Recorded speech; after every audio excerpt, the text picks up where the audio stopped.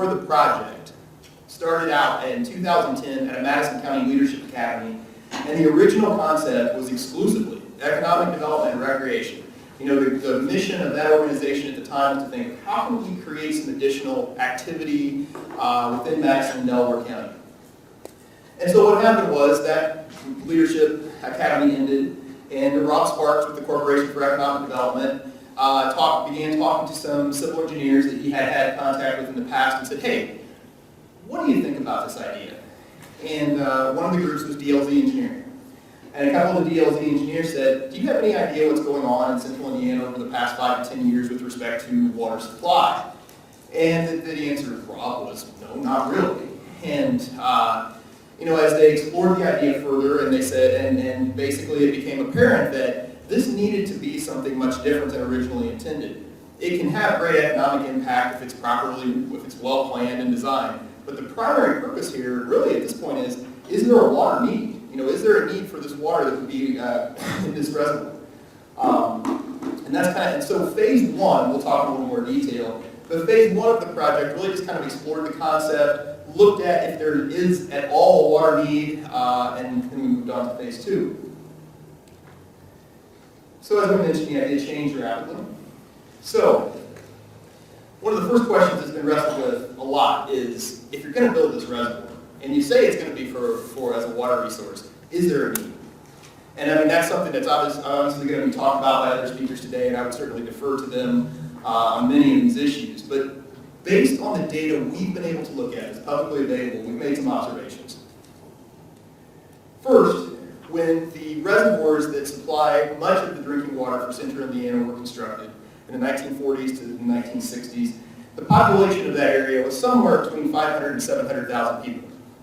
The same area today has a population of approximately 1.8 million people.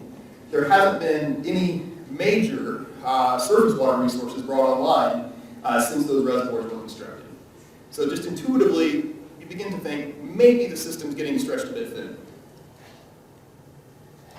The top 4 fastest counties in the state, not surprisingly to the people in this room, are located in central Indiana. Indianapolis has been one of the fastest growing metro areas in the country for several years. We've seen additional industry come into the area.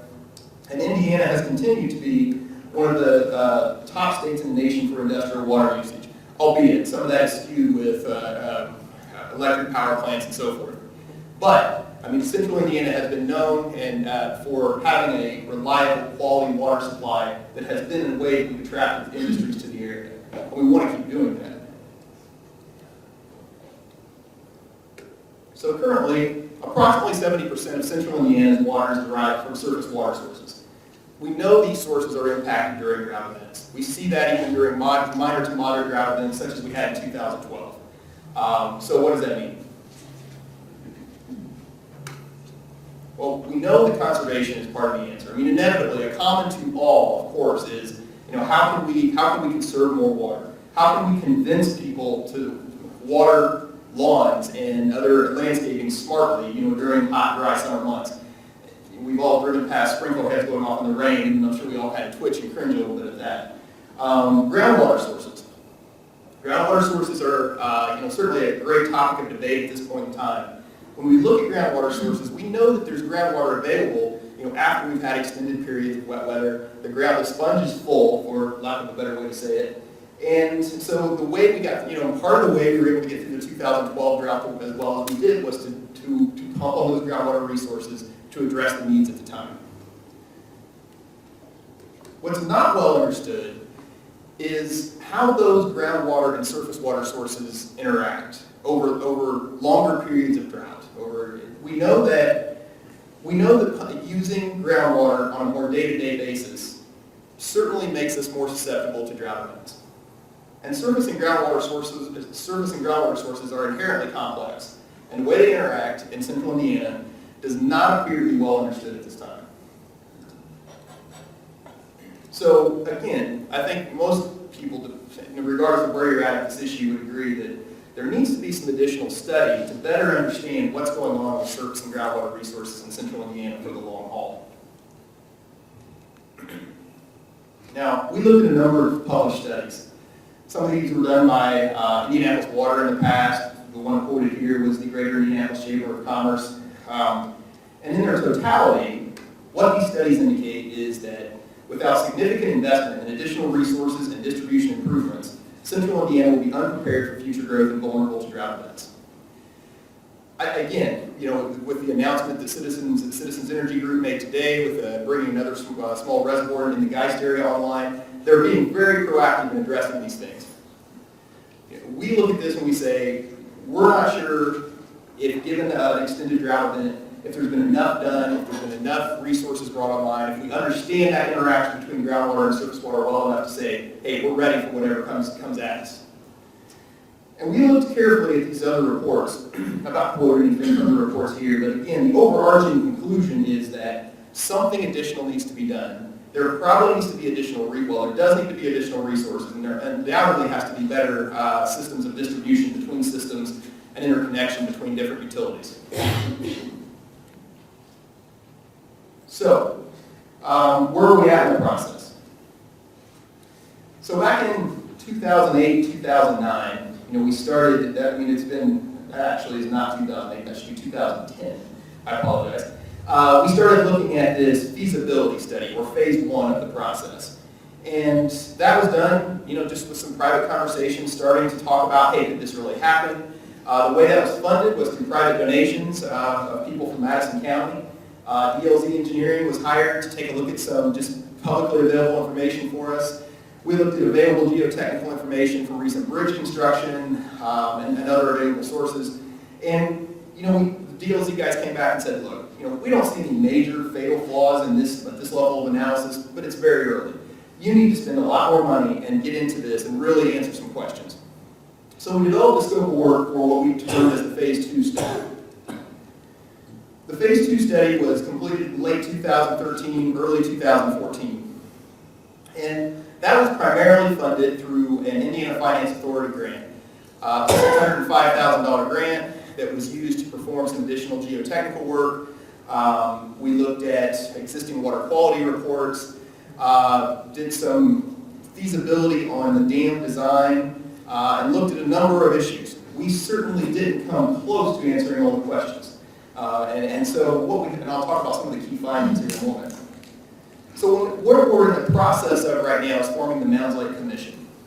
I'm not going to go into the details of what this commission is at this point in time, other than to say each of the governmental units, the city and the 3 towns that are most directly impacted, and each town, from probably the smallest of Daleville to the city of Anderson, have equal weight on the commission. So it's not as if Anderson is coming in and trying to say, hey, we're going to control this entire process because we have the most population that's impacted here.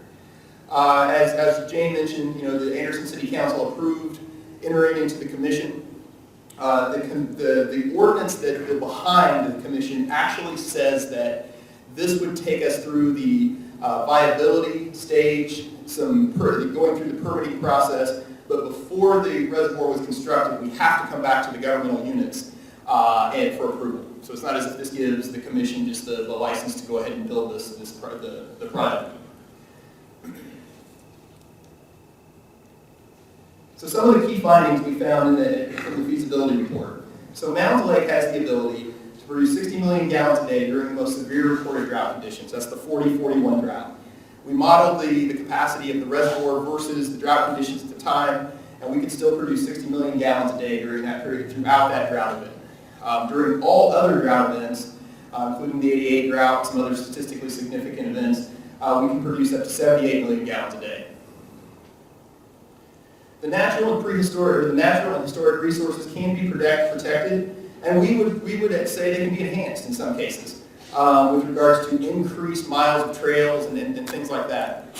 From day one, when we sat down with the regulatory agencies before this was even publicly announced and said, hey, we've got this idea we want to throw out there and see what some of your guys think.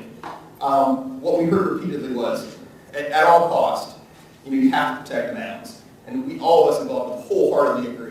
You can't do anything that's going to cause a potential problem with the Mounds at Mounds Park. We do believe there can be some increased trails. Natural recreation opportunities will change, but we believe that the actual amount of opportunities could increase depending on how public access is planned by the individual communities.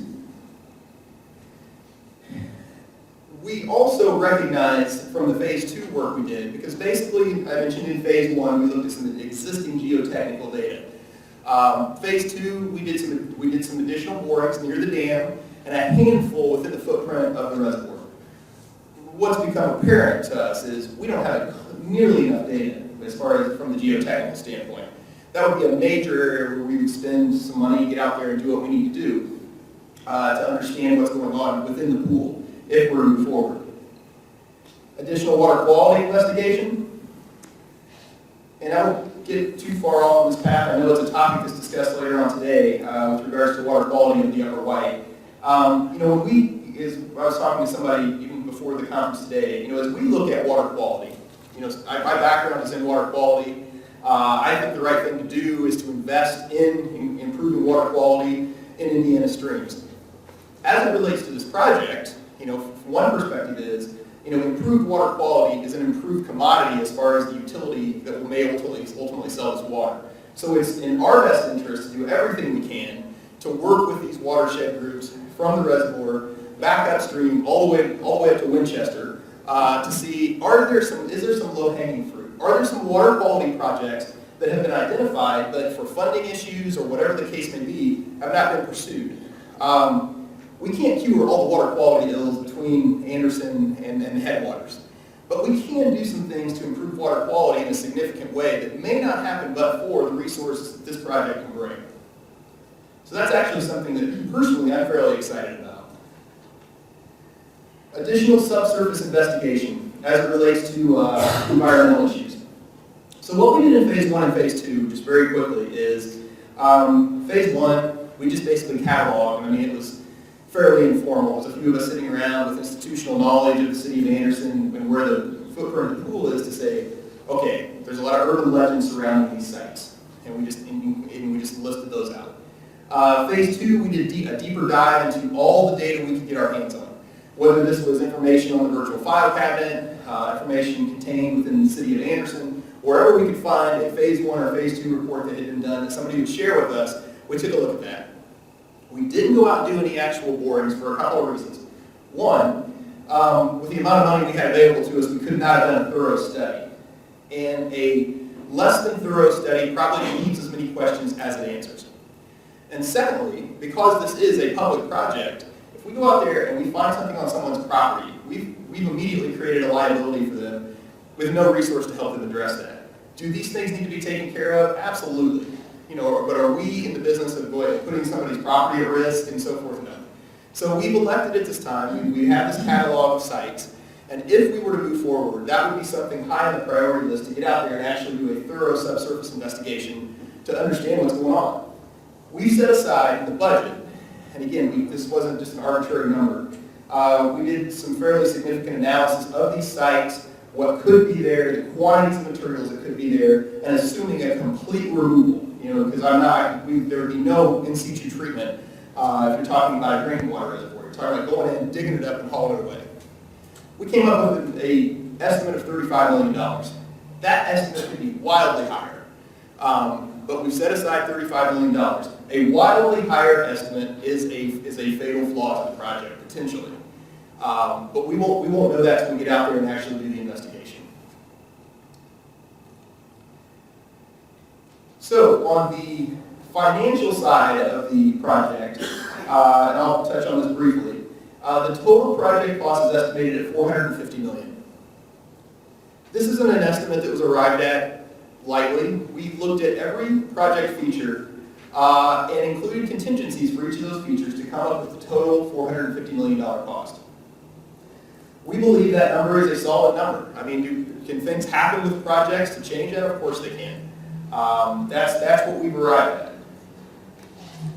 At that number, the project is economically feasible based on the sale of 40 million gallons of water, assuming current market rates. We actually looked at some of the recent contracts with Lake Patoka because it's a reservoir that they're selling water to utilities to come up with some of these numbers.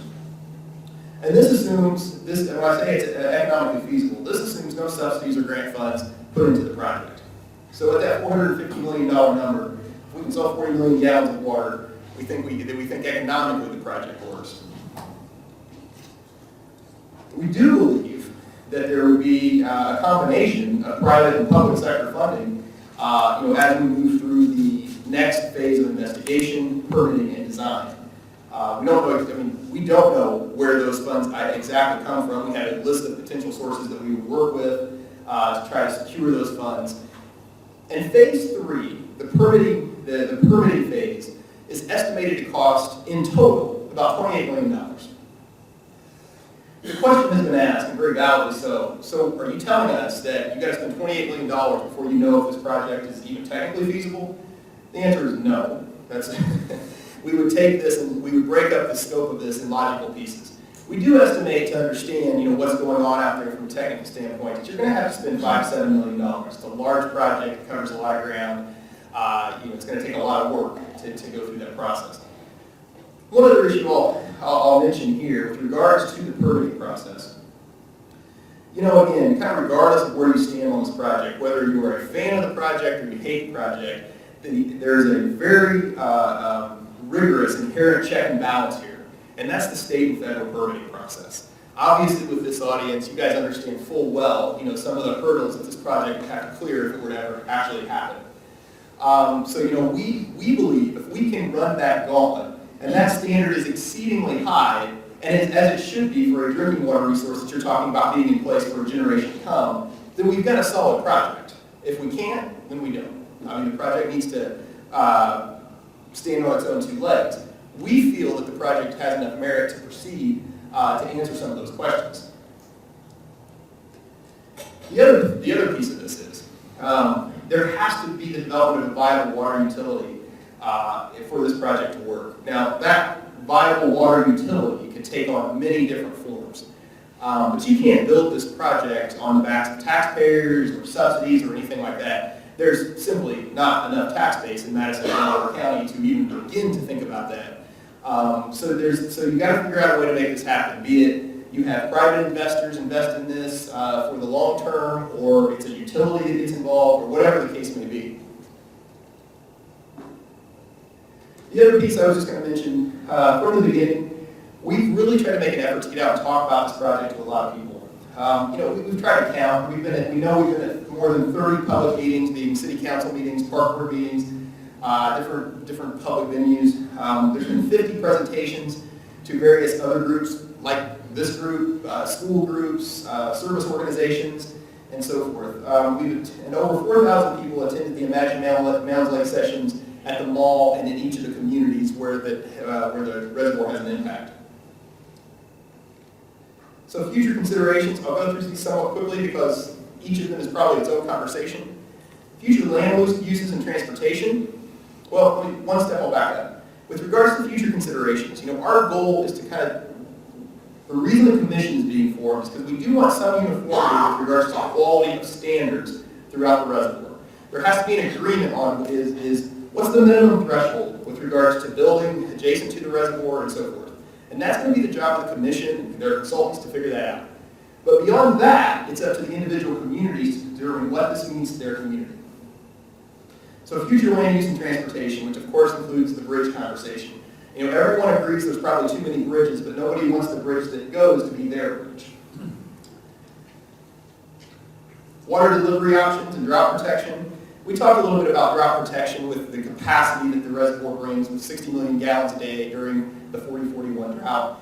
The water delivery options are really interesting because given geographically where Mounds Lake is located, you could obviously release more water into the White River to deliver to downstream communities and downstream utility pickups. Given its proximity, you could feed into Fall Creek through Foster's Branch, a legal drain in Madison County, which leads into Geist. And there's a theory that was originally called smart water to say that perhaps you could use this reservoir to balance the other Morris and Geist and prepare for a drought, going into a drought season where you've got all 3 reservoirs basically, to capacity, and you move forward. Again, there's a lot of infrastructure that has to go into place to make those things happen. Water quality enhancements, as we mentioned briefly earlier, we think there are some things this project could do. And I'd love to hear some perspective from some of the folks in this room. Buffer strips, for a while, that was, everyone was really excited. The farmers were putting in buffer strips. Some of the data seems to be coming back and saying, hey, buffer strips help, but you're short-circuiting many times with county legal drains and illegal drains and just drainage into tributary streams and ditches. So what that means, we're not sure, but we'd really like to integrate some water quality enhancements upstream of the reservoir. Environmental mitigation and enhanced natural areas. When you're talking about a project of this size, you're going to have to do a lot of mitigation. We don't know exactly what that looks like.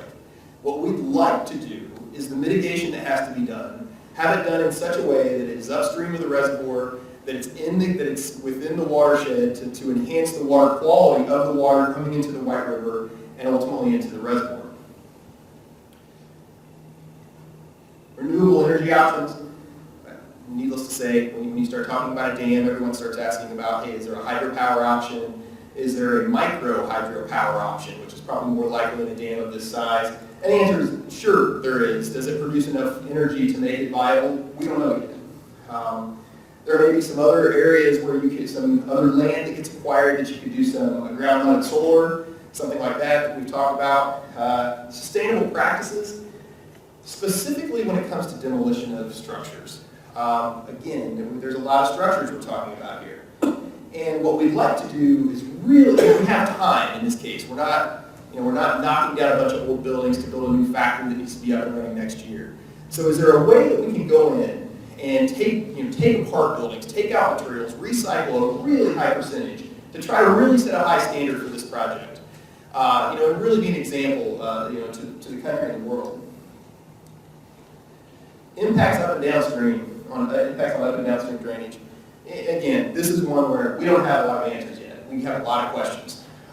In a very valid way, many farmers have expressed concerns about what's this do to regional drainage, those kinds of things. How does this impact downstream drainage? To be clear, this is a water supply reservoir, not a flood control reservoir, which, as you guys know better than I, many of you, I'm sure, you operate very differently. We do think it would probably have some favorable effects on downstream flooding. Again, we haven't looked at that, we haven't modeled that in any detail, just somewhat intuition tells us it would. Unique recreational opportunities. Again, when we talk about Mounds Park, and personally, my family goes to Mounds Park weekly, we love to walk on the trails there. We think that Mounds Park would change. It actually could expand an area because we've looked at some areas where Mounds Park could expand. It would become the Mounds Park, it would become the state park on a lake. You could have an arena there, you could do a lot of interesting things depending on what DNR and others want to do in the future. So that's something we just need to take a look at in the future. Okay, so the advantages of Mounds Lake, and that really means the advantages of Mounds Lake compared to some other ideas that have been put out there in the past. Mounds Lake has a large watershed. And when we look at Morris, Geist, and Eagle Creek, the watershed that we would be talking about is 67% of those three reservoirs combined.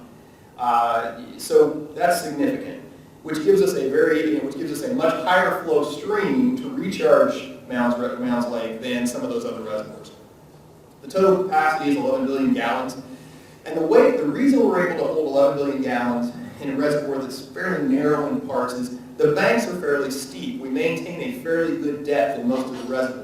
We don't have these very, very shallow areas which lend themselves to some of the ecological issues we have with algal blooms and those kinds of things. We're upgrading from central Indiana, which creates opportunities for efficient delivery. We talked a little bit about that. Again, I've said this 2 or 3 times now. 60 million gallons a day, 78 during all other times. And obviously, this is a relative statement. It's a cost-effective solution compared to some of the other options that have been put out there in the past. And again, the model's kind of flipped upside down from the beginning. At the beginning, everything was how does this impact the economy in Anderson and Madison County and secondarily Delaware County. At this point in time, when we look at this, it's basically, look, if the local communities plan and execute how this impacts them correctly, this could have a positive impact on their communities. This isn't the fix from an economic development standpoint for the city of Anderson or any of these areas. It's one small piece of a much larger puzzle that the communities like Anderson are wrestling with right now. So what are our next steps? midst of the votes with these local units, and we're working through that. You know, we don't have another one on the schedule right now. Anderson is on board, and the other three are Chesterfield, Daleville, and Yorktown. The state and federal permitting process. We have 2018. We know we're a bit optimistic probably on that. You know, that could stretch out further depending on kind of what happens. But again, we're just thinking, okay, if this goes by the numbers and everything works, 2018. Property acquisition and final design. We'd be looking at through 2019, completing design, acquiring property. We've had conversations with the vast majority of property owners. And undoubtedly, there are going to be some property owners who just don't want to sell and don't like the project. But most of these people, once we explain the federal process and how this is going to work, that they can be paid for moving expenses and those kinds of things, many people say, all right, well, maybe this isn't the worst thing for me. Construction. We estimate construction going from 2020 through the end of 2021. So maybe you have a full pool by the end of 2022, depending on a lot of different factors. And that is the end of my prepared presentation. Jane, I don't know how you plan to do this. Is there time for a couple of questions? Yes, there certainly is. Okay. Yes, your first. If there is a phase 3 study, would there be any inclusion in that of a breach analysis to show the effect of that on downstream areas and inundation areas, and if so, would that be made public? The study would definitely be done. As far as it being made public, quite frankly, from our perspective, it would be made public. The only thing I have concerns about is that a homeland security concern that information would be made public. We would, under confidentiality.